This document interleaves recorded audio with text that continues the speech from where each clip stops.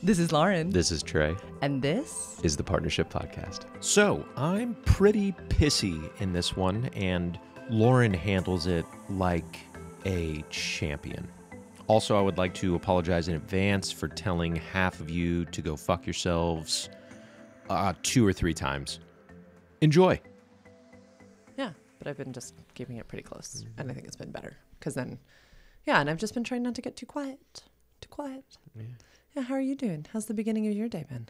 It was stressful at the beginning, actually. Yeah. Where my whole day today was like, Wednesday is get administrative shit checked off, the stuff that you're either pushing aside, the stuff that like you don't want to do, start getting all that checked off. So my day was, and then you know who I was mad at today? I was mad at the baby. I could tell. Yeah. I was recording a Marco Polo and I stopped I can't wait to go back and watch the recording because I started listening to you.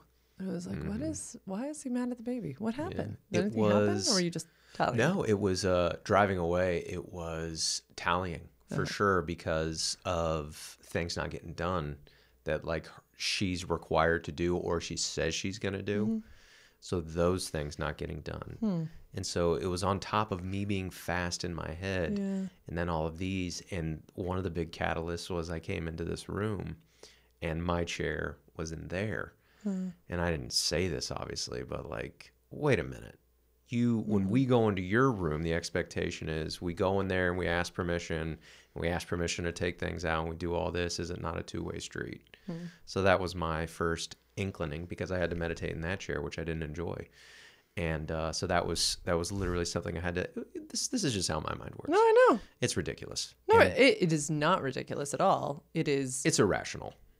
But it's a place in unhealth. This is where I go to tallying for sure. Yes, I think that it is not ridiculous. Yeah.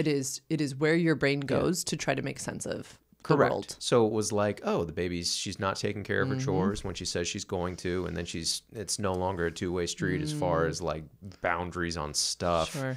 And then the third one, the big one was I asked her for our scheduling for the week with her father. And then I got mad at her father in my mind because it's like, wait a minute. We've had her, 4 or 5 days in a row. He had her for a day, and now I believe, I still don't have the schedule, which I've asked for. And then I got mad at myself where it's like, why are you asking a 13-year-old for the schedule, not talking to the adult? And then I was having a full-blown argument with the adult in my mind of like, wait a minute, this isn't cool because we're doing all this. Because like the Sunday, like our Sunday sexy getaway, I don't think it's going to happen because I think we have the baby. So, but I don't know any of this for sure. And also, did you talk to lovely ex-husband? About? Just this weekend in the schedule? Well, it was supposed to be that she was still with him. And then she asked if she could have the friend over. And we both talked about it. And I said, hey, she asked if she could come back here and have the friend over here. And so that was us conceding of a boundary. We could have had 2 nights. Cool. That was yesterday. What about this weekend? Who has her this weekend? No, I haven't checked in yet. Okay. Yeah. So that's what I was... Yeah. But I'm putting all of this on a 13-year-old, which is not very rational. So when I actually saw her in the morning, she was in a really pleasant mood, and I had been mad at her in my mind for about 45 minutes. Yeah. So that's why like the stern voice came out, and I could even tell like I kind of, she's like, whoa, because I think it's very clear if I'm working through something or if something's upsetting me, I'm pretty sure everybody knows it. Yeah. Yeah. Share what you want to say something. Share it, baby. No, I just think that everybody knows it. But you're and you take accountability pretty quick. And so I know you to be the man who's going to follow back up with her and be like, hey, this is what I was really frustrated about. This is how this is what I was trying to voice, which has value, but this is the way in which I voiced it that was not helpful. Yeah.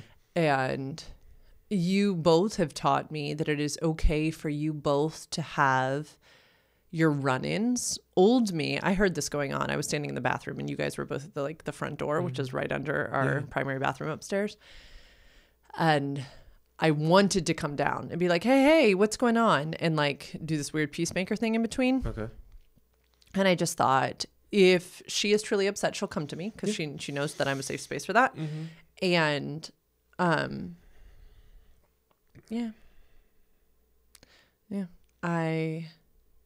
I also know that I knew you would be doing this. I knew you would be like, wow, I took that out on a 13-year-old and that wasn't the right course of action. Yeah. And the reason because I don't know if you knew, but she carried the bathroom trash down. Like when you saw her, literally she was in the process of doing her chores. And then we had just discussed unloading the dishwasher while she made waffles. Like she's really a great kid. Oh yeah, she's great. Yeah. And so, yeah, with you, those moments are always about something else. And, you and I were looking at that Dr. Betty Martin quote yesterday, and I wondered in my mind what limit has been crossed. You know how we read that quote of people who are naturally good givers have to just always check in with their own limits first of what limit do I need protected. So interesting to hear about the chair in here. Yeah. Wondering if that was a limit, wondering if it was a limit of you kind of wanting to get excited about time with me this weekend. Yes. And not knowing and caring about her well-being too. It's not like you're just going to keep a 13-year-old uncared for over a weekend. So wondering if that's a limit. I just got curious on like, ooh, a limit he's outside. We're doing a lot of work on boundaries right now. Like you're in fusion, like you're in like trying to provide for everybody's needs. Yeah. And then those of us who are in relationship with you can feel the resentment coming back, but we didn't know that we were in that space. Sure. And it's one of those things where it's like, I have to do all these things and be dependable. I know. I need you to take out the trash when you say you're going to. Right. Yeah. Yeah. So, and then, so it's like those, that's a good question. What limits are like kind of, am I pushing up to? Do what you say you're going to do. Two-way street, which I run into a lot of at work also, where it's like, is this a two-way street? In relationships also. And what was the third one? Oh, boundaries of like, what's the schedule look like? But I am 100% shouldn't be asking a 13-year-old. I should be asking her parental units. Yeah, the parental units. Because then you know what my mind goes to? We're being taken advantage of. I'm being taken advantage of. I'm being manipulated. And I really don't like that. That's a big one for me. Yeah. Yeah. You and I have been doing a lot of work on attachment and this type of stuff. Have you found that like any historical manipulation from before? Past relationships, sure.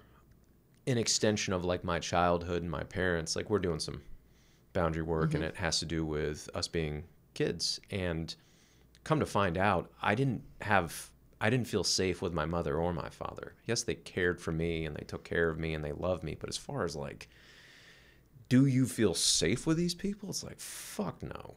So that was rather eye-opening, and that's probably an extension of I don't want to be manipulated. Or I don't want to be made to feel unsafe or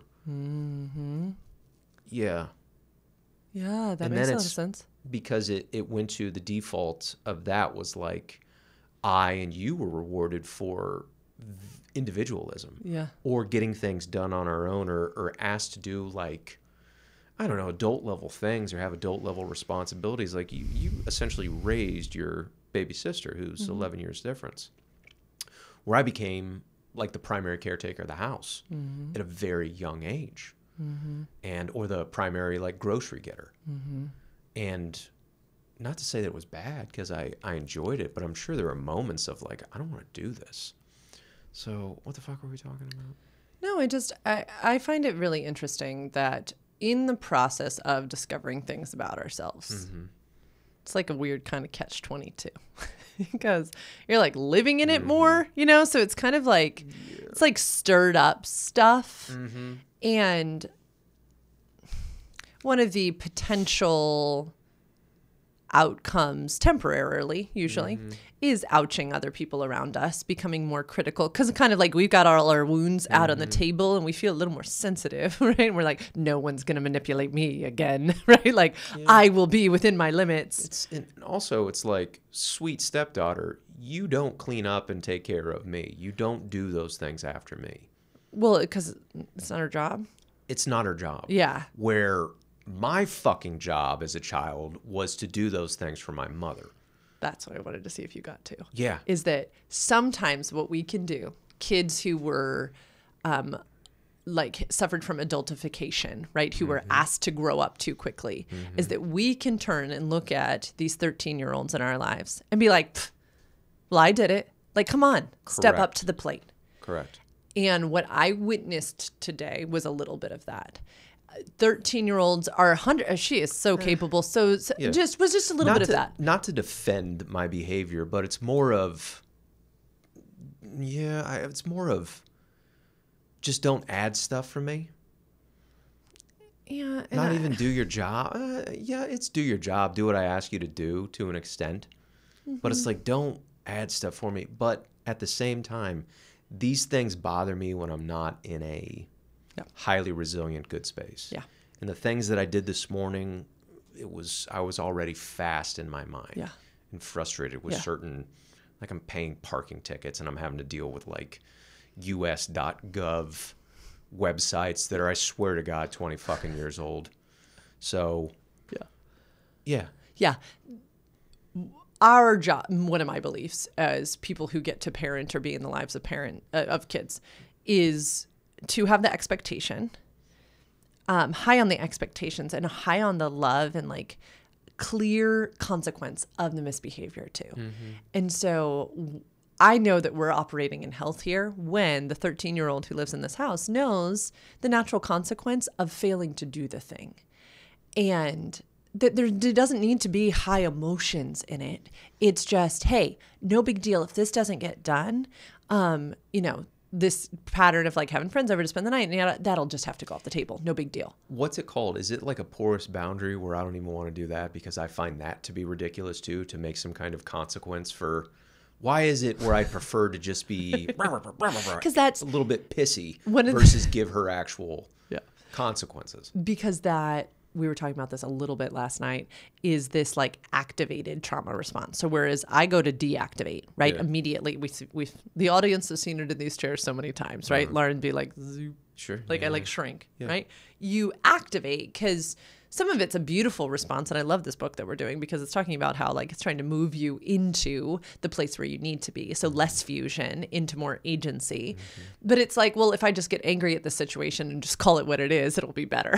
Like, I don't have the patience for that. I don't have the patience to do all of that. It's fine. It's also slightly juvenile. So is my shrinking. Like, please hear me. These are like, right? They are protective. So it's like, in essence, you were going like head to head with a 13-year-old, right? But in your mind, it's not. In your mind, it's all the ways you should have stood up to your mom, and that it makes sense. Is it, I always say like, it's a reason, not an excuse. I could see the reason, especially given all the stuff we've been stirring up, given, the change in schedule, given, I could see that this chair was gone in here this morning, given all of these little things. I didn't know you had all that other stuff. It's not an excuse, but I know you to be the person who's going to come back to her and be like, hey, let's talk about this. This is what was going on, but this is how I behaved. And it's not okay. And do we just need a group thread, the ex-husband, as far as change of schedule? Because that's starting to frustrate me. We had a frustration last week, like the mini frustration, and we have a frustration. I have a frustration this week where I don't know the game plan because I don't know whose weekend it is either. I know we had the baby last weekend, but I love having the baby here, but it's just planning things. No, we're having the freedom to go do something. Yeah.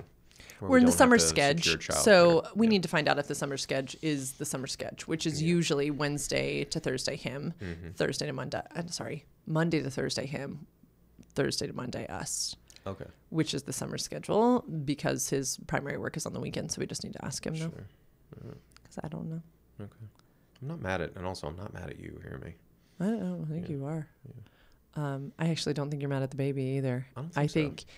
I wondered who should I direct my. Nobody needs blame. Toward? I don't think anybody needs blame. Not even me. No, baby. Yeah. I think these were situations. I think your body goes to feeling alone. Do I have to do it all myself? Yeah, that's definitely a default. Not so much in this moment. Yeah, maybe an extension of it. It's like a little umbrella you carry around. You know what it is? It's a definitely victimhood because it's like no one, which this isn't true, where it's like, no one does this shit for me. No one takes care of me, which is completely nonsense. I get a lot of help around here from the baby, from you, and from the lovely ex-husband. I'm not mad at him either. But yeah, everybody could get it this morning. It seemed like everybody could get it. And by everybody could get it, I mean like the baby and the ex-husband. Yeah, and I couldn't really place where it came from, because you and I went to bed pretty early last night. Mm-hmm. We finished out Bridgerton. We were crying our eyes out. I couldn't place where it came from. Yeah, we had good sexual intimacy this morning. And then let's not talk about that. That's really personal. And then it went away also, because I had to go about my tasks. And then when I finally got to like what I really wanted to do, it all kind of went away. Like this anger and this frustration is not held at this moment. Mm-hmm. I may sound a little like curt talking about it. I'm not reading. Yeah, I literally just couldn't figure out where it came from, because it was like, you sat at the kitchen table. He sipped his half cup of coffee. You said, when I poured a little bit more than a half, I knew there was something right there. You said like, there was a tone in what you said. And I was like, oh, something's up. Mm-hmm. Do you remember what happened between being upstairs, coming in all of the ways, and then coming downstairs? The coffee thing, or was there something else? I just, in his limits, in his health tray, would not have said what he said about me pouring more than it was the tone with which you said. How did I say it? You were like, you were frustrated that I poured like 3/4 of a cup of coffee instead of a half cup of coffee. Mm-hmm. Yeah. And I was just like, oh, that's so funny.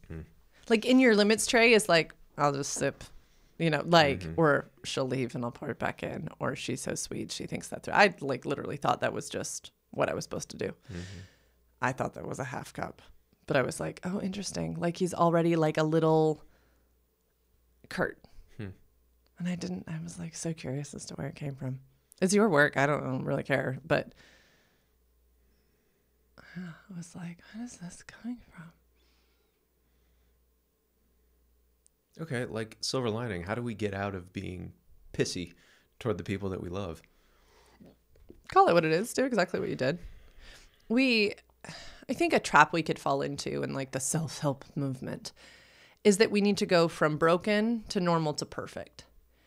And Emily Nagoski says that that's not how sexual healing happens. That's not how relational healing happens. It goes from healing to a little bit of woundedness, healing to a little bit of woundedness. I think we've talked about on here before this concept of felt safety. Sometimes when we feel safe enough to be doing work, to dig into ourselves, we uncover a little bit more wounded from the past. And so then we wound those around us unintentionally. And then all we can do is be like, wow, what tools do I have to heal that? And then we go through a season of healing. And then we go through a season of woundedness by somebody else, right? Like Joe Schmo on the street hurts our feelings. Then we have to deal with that wound and we go to healing. It is not, I think, as high achieving people because of our childhood trauma, we're like, well, we know what we'll do. We'll go from broken to normal to perfect. Someday we will achieve. I don't think that's how it is. Yeah, perfect's a dirty word. Yeah, I don't want to do that. I think we take ourselves a little less seriously. We giggle. We call it what it is. We're like, wow, I was curt this morning. Baby, it has to do with this and this. Thanks for doing the things you said you'd do. Yeah, I think some of the work that we've been doing has shown me like how reactionary my parents were. And I just don't want to be that with my child. We are in a pivotal point of adolescence where maintaining communication, having high expectations, but clear communication and lots of warmth is pivotal. And I want to have high expectations of that kid and give her all the tools that we possibly can, and a way for her to say, oh, I don't have the tool for that. Can I have some help? And that was 100%. You and I both starred this one question in the workbook we're going through on expected you to do adult things without kind of having you fully prepared for that adult thing. Sure. I was all of the time, Lauren, can you call the power company? Lauren, can you call the dump? Lauren, can you... I was full on babysitting for people at 13. Beatrice, people were going away and leaving their children with me for a weekend. I was highly responsible because of the necessity to do that. I want her to get to be a child. Because that's where also like creativity and risk taking lives. I got to a point where I needed life to talk about rigid boundaries. I needed life to look a certain way so that I could prop myself up and look a certain way to everything. Yeah. And I don't want, I know we are humans. We're going to fuck up. This kid deserves therapy, and to know that therapy is a beautiful thing and coaching is like power, right? So I'm not saying like, I don't want to leave wounds in this kid. We're going to, but I want to not pass on this adultification thing where I'm asking her to be more than a 13-year-old. I want her to be a 13-year-old. I think we've accomplished that, at least at this point. Yeah. Yeah. Where's the kind of the healthy line between giving her a childhood and then like the expectation of like just doing the chores that we ask her to do, and then the encouragement of like if she wants money for things, where's the encouragement lie of like, okay, what can you do to like trade the marketplace? She did that the other day though. Yeah. I mean, I feel like that's what I'm curious about, like where kind of the resentment comes in on your, because for me, I don't feel that. For me, I feel that if she asked money and I did not want to give it to her as a good gift, like last night they went and got ice cream and that felt like a good gift for me. Yeah. The other day I was like, can you organize this shelf, and this shelf in the pantry? Because she is literally the best organizer in the world. Can you organize my drawer, this drawer, my closet, I think. She loves it. She puts on an audiobook. She organizes the shit out of things. She throws away expired things in the pantry. And she earned herself $20. And then she walked herself to the thrift store and had so much fun. Yeah. So I guess I just don't feel that way. I feel like she does now that it stands on my end to be a boundary holder, not to have a porous boundary. And so maybe that's a limit, that if you feel that I have too porous of a boundary for her, that you're becoming more rigid of the boundary. No, I don't think so. Yeah, I don't know. I think we're doing a good job. I think so too. Yeah, I think you had a sensitive moment today, which you're entitled to because you're human. And I trust you to get curious about that. You know, where was the origin of that? Where did you feel an outra boo-boo that you can communicate to all of us so that we can support you more because you matter in this house. And that's all. I don't think anybody did anything horrible. Yeah, you were using a stern voice, but that is all. That is all. And I'm sure she felt it, and she has freedom to feel these things too. She felt it. Yeah. Yeah. Was the friend there with her? No. Okay. Yeah. And then I course corrected at the end too, because I was like, whoa. Yeah. I was like, oh, I don't want to like, she's in a pleasant mood. I don't want to fuck that up. Yeah. So. Yeah. I think all in all, we have a really good. I don't know. I agree. Yeah. I agree. And then, I'll talk to, or not all talk to, but like, we'll do a group thread. Yeah, we'll do a group thread about scheduling. I would love that. If you had capacity, would you want to lead that? Yeah, I could totally lead that. Yeah, and then I would love to defer to you on that. It's been bugging me, and I don't know if it's I feel entitled to do so, but I don't know if it's my place to like jump into that. But I do really want clarification on those things. Good. Yeah. And that can be a limit in your body. It can be, a need, want, and desire. It can be all three. Yeah. Okay, honey. So enough about my bullshit. What's going on with you? I love you.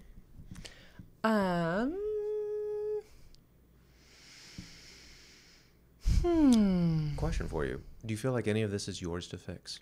No. Good. Does that feel good in your body? Yeah. That energizes and relieves me. Yeah, no. Because none of this is yours to fix. It's truly not. And then thank you for leading scheduling with the ex-husband in the group thread. And you can do that on your own time. And by on your own time, can it get done in like 48 hours? Yeah, good job. Thanks. Yeah. Remember, we've been talking about time bounding things, right? Saying, hey, could you have this done by such and such a time? And for the baby and for me. Because when it's just, hey, when you get a chance, your body reads something like that as, oh, I will do it immediately. My body reads it as, oh, place it in with all of my things, get it done when I can get to it. Yeah. Time boundness really helps people, especially like me. Yeah. It's also summertime, and summertime is lovely, but it also is not the best for lots of people who love a schedule. So it's different in summer. Okay. When a kid is out of school. Yeah. Kudos to you and to our amazing 13-year-old. No, I don't feel like I need to fix anything. I don't really feel like this is mine to fix. I can do the things that are mine to do. But no, I had a great morning practice. Yeah, talk about it. Yeah, no, I don't know. My manifestation and my intention for today was to be in joy and, to feel that the things that were mine to do would come to me and that I wasn't to meddle in another person's garden and that I was to be just okay to be in myself. Yeah. I don't know. I also had a lot of male clients today. So I don't know. I've been in a lot of masculine energy, which is fun. And I don't mean that in God, truly gendered ways, but it is beautiful to me to see conditioning. Maybe that's what I've been seeing a lot of today is different conditioning and scripts and all this kind of stuff. And so I love it. Feels like puzzles to me. It's the joy of my life. I don't know. Yeah. And yeah, this is the note. This is why we don't podcast at 2 p.m. We podcast at 7:30 in the morning because it's when you're freshest and it's okay. Yeah. You do this as a gift to me. This is not, you don't have to do this. I think it's a joy for us, but you don't have to. Thank you. What's something that's brought you joy in our relationship over the past, I don't know, little whiles? We've been laughing a lot. We've been cracking each other up a lot. You've been going after bits. No, I'm not going after bits. So Lauren's been going after bits, and God, they've been funny. Where I've been just cackling the last 3-4 days. So it's a real comedy household right now. And I feel like we should tell the audience because we talk about the 3-minute game so often. Sure. So Sunday. That's where it started. This is where it started. Okay, so can I do it? Yes. So we're playing the 3-minute game, and we're in the throes of passion, and I'm on top of my betrothed, and she tells me what she wants, and then she goes, and it's really sexy. She goes, I want a lot of eye contact. Still very sexy. And she goes, but you can blink also. It doesn't have to be that much eye contact. And we both lost our shit. I mean, lost it for what? A good minute? We were just laughing. Yes, because the joke then became physical humor because then we couldn't look at each other. Correct. Yeah, gentle audience, imagine me staring deeply into Trey's eyes and being like, I want to do this to your body. He is literally, we are in the full-on missionary position. And I'm like, I want to do this, yada, yada, yada. And I want to look deep into your eyes, deep eye contact, extended eye contact. And I'm being so sexy. I think I can just feel my sexiness. Yeah. And then I'm like, oh, but you can blink. Yep. And then we lost our shit. Up to the point where when we finally regained it, it was time to be passionate again. I had to keep my eyes closed because I knew if I were to make eye contact with you, I would have started all over again. To the point where eroticism borderline gets killed. It was not in a bad way, not in we offended each other type way. In the best way. Yeah. And because then all I can picture is Trey looking in my eyes, never breaking eye contact, right? The blinking game. Oh, it was very funny. It was very funny. Yeah, we've had lots of giggle fests. We've had lots of, teasing and playfulness. And I think it's a good reminder that, I think the audience could hear the first part of this podcast and be like, oh my, they must be in a rough spell. No. Like, legitimately, no. For me, it was just a slightly rough morning. I really have very little to complain about in life. It was a bumpy morning. I went and putted after that. Yeah. And chipped. Yeah. It was great. Uh-huh. Yeah, there's at my course, they're doing a junior clinic right now. So there's a bunch of like 6-year-olds running around the putting green, which is the best thing in the world for me, where it's like little kids learning how to putt. Your fave. And then in my mind, I'm like, I could beat the fuck out of all these kids when it comes to putting. Yes, Trey, you could. I was like, I could beat the shit out of these kids. I know how to lag and like read degrees better than these fucking kids. Good. I'm glad that like perked you up a little bit. These little kids can't even hit the ball 90 fucking yards, dude. Yeah, you're gonna cry after I kick your shit out of you at golf. There you go. That's who I can beat. That's like someone else smaller to make yourself bigger. It's like the epitome. In my mind, though. Yeah. Yeah. In my mind. No, I'm really enjoying this attachment work we're doing right now. It's giving us some really fun other conversations to be asking each other. Other conversations to have, some new questions to be asking each other, which is really kind of fun. Yeah. How do you feel? I feel like a while ago we said like, I don't know. How do you feel? How am I doing on support levels with you? Good. Okay. Really good. Ever since Tequila Gate? Yeah, which was like last week. That was last week? Yeah. Fuck. Yeah, it was good. Yeah. I mean, that was wonderful as far as like this, and this is what I need. This is just for me. And it's like, so that was great to actually be able to talk that out. Yeah. Support is great. I think we're communicating with each other really well. Mm-hmm. There's a lot of things coming up for clients these days, and I'm trying to think about if you have enough energy to kind of check about it. What's your resiliency right now? 1. Let's give it a try. Okay. A lot of people are like, I just want to have more sex. Mm-hmm. Like they're coming into sessions like just saying, I just want to have more sex. Yeah.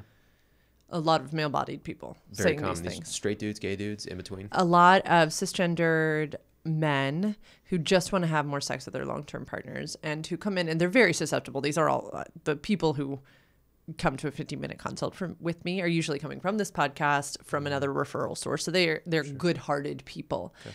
And I am hearing, I just want to have more sex.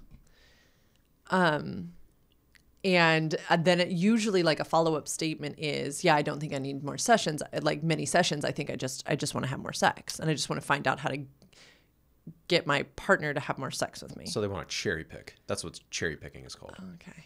Mm-hmm. Yeah, they want to cherry pick then. Yeah. So they don't want to do the things that are uncomfortable or kind of reveal things. Yeah. Or really look at themselves or their behavior, what they're doing to their partner, or vice versa also. Yeah. They just want I would recommend going and doing a transactional sexual relationship then. Yeah. It just feels good to hear you say that, because usually by the end of our 15-minute consult, I've kind of been like, if that's what you're looking for, yeah, you're fine to go work with somebody else. Like that's not the type of work that I do, because I believe in a holistic, integrated approach. And there's probably reasons why you're not having the sex that you're wanting with the partner that you've chosen. And I'd love to like get curious about those things with you and give you tools to have more juicy communication. Yeah, but I just wondered what you would call it. That's fun. Cherry picking. Yeah. Okay. Yeah, I think obviously my title is sex educator. Mm-hmm. So I think the title would make it seem like, oh, I will help you have more sex. Which is accurate. Yeah. Yeah, maybe just not in the way that you think. Mm-hmm. Yeah. Yeah. Cherry picking. Yeah. I think that's what it is. Wouldn't it be comparable to like going to a golf coach and saying like, yeah, I want to get more pars, or like... It'd be comparable going to a golf coach and saying, hey, in like 2 to 3 lessons, then can I go on TV? Yeah. And then the golf coach goes, what in the fuck are you talking about? Yeah, don't say that. Or that. if you can go to the gym. It's like, how do I gain 20 pounds of muscle naturally in like 3 months? Yeah. It's like, well, you don't. Yeah. That's impossible.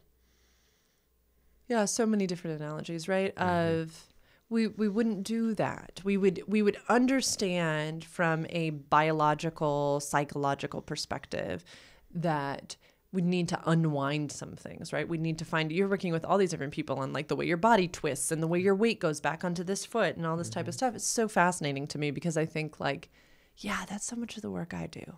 So much of the work I do is like, ooh, why do you do this, right? Repatterning to be like, oh, interesting. Oh, that's how you approach sex. That's how you initiate. Oh, that's how you ask for what you want. One of my incredible clients just said earlier this week that they're like, oh, I ask a lot of may I questions. Like they're learning Wheel of Consent. And they're like, that's interesting. We don't have a communication pattern right now. We don't have a line of communication that allows for will you questions, acts of service. And anyway, Wheel of Consent's just kind of blowing their minds. And I'm like, yeah, huh? Right? It gives us new patterns, new modalities, new tools, which you're using so many of them. But no, no. Are people entitled to great and pleasurable sex? Yes. And I want it to be the type of sex that all parties are enthusiastically jumping in bed for. Not, oh, here's a few tips and tricks to get your partner into bed faster. Sounds like a GQ magazine cover. Like the pickup artist. Yeah. There's plenty of guys on YouTube or Instagram that are pickup artists where they'll do lines or they'll say this, or it's like, oh, you need to isolate them like these tactics and strategies. And I'm not saying tactics and strategies are bad. Yeah. Just certain ones are not sustainable. Yeah. Or so if you want to pick up mm-hmm. a person from this bar, yeah, you might have success, but as far as, okay, if that's all you want, great. These are the tools that you have for that. Yeah. If you want to have like how are you going to be when it's hard? Yeah. Well, and there is a place for recreational sex. Sure. There just is. And so to have a little sparkly interaction with a person at a bar when you're unpartnered and to go have some recreational sex and never have any responsibilities to this person ever again, great. Safe, consensual, that rules. Yes, free of coercion, free of violence, discrimination, all those types of disgusting things. And so maybe your pickup line got you both laid, got you both to a beautiful orgasm, and yeah, you had a clean apartment and they came, they had a nice encounter and they left. That could be lovely. It's probably not going to get you the person of your dreams, though. Yeah. And then a couple of like tips here and there is not going to get the work done, especially with your long-term partner. Yeah. How long have we been together? 5 years? Yeah, some people have been together for like 15, 20, 30 fucking years. That means you know each other really, really well. And I think these guys, and you haven't told me any information about these guys, and I don't know anything about your clients, but if these guys go down the route of changing or looking at their shortcomings and then doing the work, which will take, I'm not sure how long, then they will get that. Yeah. Agreed. Yeah, we ask a lot where it's like, okay, my wife doesn't want to have sex with me. I'm talking about like a guy. Okay, why not? It's like, oh, she just doesn't. It's like, well, bro, you're delusional. Especially if she has to, I don't know, take care of the kids all day, or she's working a part-time job, taking care of the kids, taking care of the house, responsible for this, that.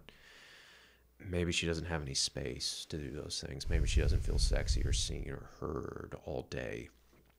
It's like, well, no, I help with the kids and I do this, and this, and then it's time to have sex. And it's like, no, that's not how it works, where that's not like I'm going to do all these things. I'm going to be a good boy and run all these errands. And then, okay, now it's time to get into bed together. So, or it's like, why do you act like that? Have you ever said that to your spouse? Stop. There's so many fucking things. There's so many things. It's like trying to waterproof a car. with duct tape. Yeah. You get this side fucking waterproof. This side's going to spring a leak. So do the long-term work or I was going to say fuck off, but that's probably not good for you. Or fuck off, man. Well, no, and I think, I mean, that's... You know what? You want to pay me? We can get on a Zoom together and I can tell you to do the long-term work and go fuck yourself. I think what's so fascinating is that the people in male bodies, cis-het guys who end up working with me, are the gems of the... I'm just so damn proud of them. So damn proud of them because that's what they are doing. Your guys, your straight dudes that are... They're just phenomenal. Just phenomenal. What do they usually come in with? They come in with, I want to know myself better so I can be a better partner to other people. Fuck. And that's beautiful. Worked with multiple of them today. What do they leave with? So much excitement every time. What are the results? Oh, when they finished work? Yeah. What do they leave with? Abundantly tooled and infinitely curious. What starts happening when they're doing this? What's the feedback that you receive from these guys? So many ahas. I mean, they usually will write things down. They'll be like, there was this aha, there was that aha. And of connections to exactly what you and I were chatting about earlier, right? Oh, I wasn't mad at this. It was this. What's the feedback they're getting from their partners, like their wives? You've never asked me that before. Shit. Okay. Yeah. More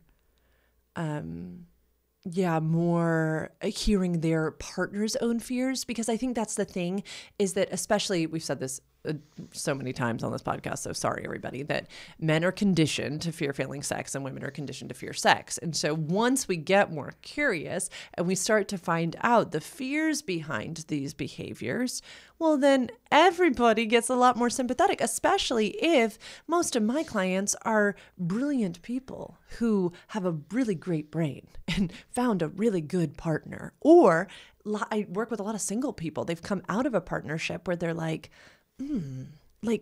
I was not aligned and I don't want to do that again. I want to be able to lead with more of myself, with a more authentic version of myself, so that I can present what I am desirous of and who I am, so that I don't get deep into this dating relationship and not able to share my truth. It's not a safe space anymore. Mm-hmm. The people who work with me, I would say abundantly, they become safe spaces and they become curious. They become better lovers. They maybe end up having more sex, but it's literally not about more sex. It's about more of the sex that everybody is desirous of. I will hear so many of my people say, I would be so fine just cuddling naked. Okay, well, let's find ways to share more naked time.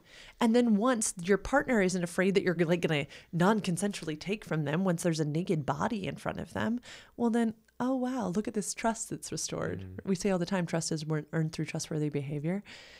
There is so much broken trust inside of long-term partnerships, and people don't even realize they've been doing it. We had a client the other week figure out that she had never liked it when her husband slaps her on the butt. It had always felt really affronting to her. And so she got up the courage to share this. And he was like, I don't know why I do that either.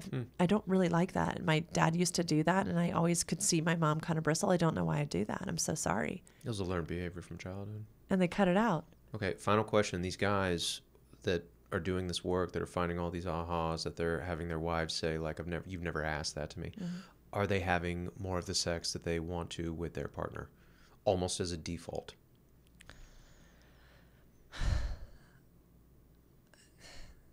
They are having, what is a way to phrase this? More feels like to me, forgive me for my nuanced answer, it's about having more, not having better. Are they having better sex with their partner? Highly more rewarding sex. More connected. Yes. As a default. Yes, as a default of doing the work, yes. So could one say, you don't need to chase, I want more sex with my partner. Mm. You need to chase actually doing all of this work, and then that will follow naturally. Could one say that? Yes, because the outcome could be, right? Get creative in your narratives, y'all. that maybe this partner isn't even for you, right? I'll say to people all the time, like maybe you're trying, hello, lady who was married to a gay man, right? Maybe you're trying to force someone to interact with you in a way that does not serve them. So yes, might it be very far down the line that you end up having the type of fulfilling, pleasurable sex that you are entitled to as a human being on this earth? Yes, but there is other work to do first. I am not interested in making a human being, because they're married to you, have more sex with you. No, that is completely coercive and disgusting. And I am so into, yes, helping you, oh human, become more of who you are as a sexually aligned and valued and ethicked person who can say to your partner, oh my goodness, have all these tools for like, how can I bring more pleasure into your world? Not just into this tiny, tiny sexual encounter that may last for 5 minutes, right? How can I bring more pleasure to your life? How can we chase pleasure together? How can we make the pursuit of pleasure our thing that we're both focused on as teammates? Yeah, that's cool. And then if that other partner doesn't care to focus on that with you, then maybe it's time to dissolve and uncouple the coupledom. That's a more interesting question with love than, oh, well, you're required and obligated to do this. So yes, it's fun work. It's not easy, but it's certainly fun and delicious. And my clients are learning about cornerstones of eroticism. We're digging into so many fun things. Good, babe. So many cool things. So anyway, no, I don't feel a need to fix you. Not at all. Because you've shown me to be a person who does that work on their own. Because there's your work, there's my work, and there's our work. And maybe that's why I feel like just super grateful today, is that I have seen male after male after male, including you, my love, step up to the plate. Be like, this is my work. Yeah, I don't feel the need to fix you. I feel the need to communicate with you and support you. And then if there's an ouch, I need to share it. Yeah, because I want to know. I want to be given the agency to take ownership and change my behavior. Oh, did I do better? We talked about on here that I was going to, I think we have enough time. We'll close out on this. No, we're good. That I was going to try to be better at wrapping up my weekend, because I really did some note taking on myself, and I came to you and I was like, that's not cool. Yeah. So did I do a better job? An extension of the miscommunication last weekend was that your work was overlapping with your weekend. Uh-huh. And then I was paying for it. Yeah. Yeah, I thought you did a great job. And then, like, babe, you are always free to work 7 days a week. Mm-hmm. As long as you communicate with me, or as long as you set a boundary of like, no, I can't do that today. Because I'll pivot off. I'll go do fun, cool stuff. So, yeah, babe, just thank you for, I thought you did so much better. Mm-hmm. In the weeks where it does spill over, honey. It's going to spill over sometimes. Of course. All you say is, and then it's going to be up to you to really set that boundary of, I have to focus on work, which I'm going to support 99% of the time. Yes. Yeah, I think we mentioned on here that I did a hard look at what could I be more proactive on, where could I be a choice maker, where could I ask for help, where could I offload, where could I delegate if I need to, so that I am not outside of my limits, because that's definitely the tension that I felt in my body when you were like, could you go to Walgreens? I was like, right? Yeah. Yeah, which I knew didn't have anything to do with you. You don't ask for anything. That was not you. At that time and then afterward, that fucking sucked for me. Yeah, it did. Because it's hard for me to ask for help, especially when I have capacity. Right. And so you encouraged me like, hey, ask for help and utilize me. And then I did, and then I got hit with, I feel like you're mad at me because I didn't do the thing you asked me. And it's, it's a bit of a... It's a bit of a mind fuck, honey. Yeah, it's a bit of a mind fuck. That's what I really want to say. Yeah, you can say that. You owned it. Okay. You owned it, honey. And then you didn't have any capacity. We did this. We already talked about this last week. Yeah. No, so we don't need to go into it. No. But I just wanted to see if you felt any difference, because I did. I for sure did. For sure. And it's just really attuning to what are my limits? What are my limits? Mm-hmm. Because, yes, all of my support network knows how incredibly important building this business is to me right now. So no one's going to be like, you can't do that. Yeah. It's just that when I don't communicate and I try to overpromise and then I underdeliver, that everyone's disappointed. Yeah. So thanks. I just wanted to pat myself on the shoulder for a second there, because I worked really hard. So I just wanted a little glory moment. Thanks so much, everyone, for hearing my glory moment. Thanks for coming to this episode of the Partnership Podcast, where we spent 30 minutes talking about a thing that happened this morning. You're welcome. Hope you enjoyed. Remember, these are opinions, and do what you like with them. Take what you like, leave the rest. You have a right to informed decision making, and yeah, you have agency and autonomy. If you want to work with me, you can go to sexedforyou.com/free consult. Yeah, you can follow me on Instagram, sex_ed_for_you. You can like and subscribe to this podcast if this one was helpful. Go ahead. We'll see you guys soon. Bye.